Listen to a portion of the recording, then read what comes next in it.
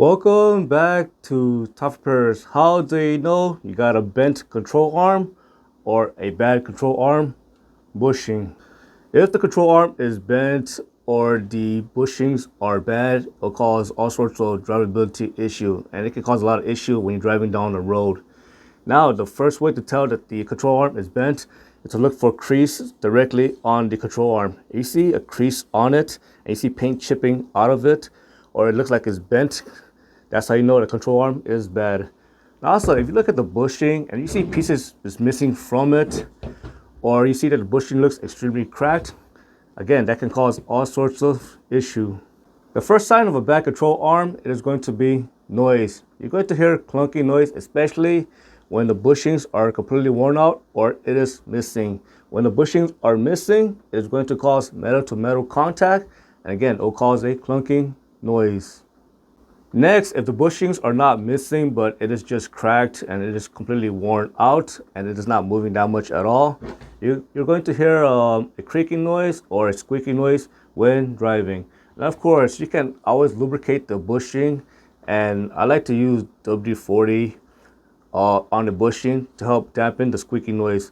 But eventually, if the bushing is extremely cracked, you're going to have to replace the bushing, which is not going to be easy to do.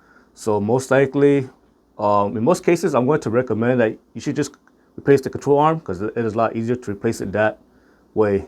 And of course, the clunky noise, squeaky noise, creaky noise can be heard when accelerating, or when backing up your vehicle, or when going over a pothole, or going over a speed bump, or even going over uneven road surfaces. The next sign it is time to replace the control arm is that when you're driving down the road, it's going to feel very unstable when driving. So again, if the bushings are completely worn out, or this piece is missing from the bushing, and when you're driving down the road and it feels like the vehicle wants to pull to the left or to the right, or when you hit a pothole or you go over a speed bump and it feels like the vehicle wants to pull very hard to the left or right, that's how you know you're going to have a bad control arm bushing. And of course, when you have a bad control arm bushing, it can cause alignment issue, and it can cause your tire to wear out unevenly. The next sign it is time to check the control arm or check the control arm bushing is going to be vibration. If you're driving down the road and it feels like the steering wheel is feeling unstable and is shaking, and you feel vibration in the steering wheel, that's how you know you're going to have a bad control arm bushing. And of course, a lot of parts on the suspension can cause this issue as well. So make sure to check everything on the suspension. To check for a bad control arm, make sure to lift up the vehicle and grab the control arm and try to move it. If you're able to move that control arm, then you know the control arm bushings are completely worn out. Also, you could also get a pry bar and stick it between the frame and on the control arm, and you can try to move it that way. And if it moves excessively and there's a lot of play, that's how you know it is time to replace that control arm.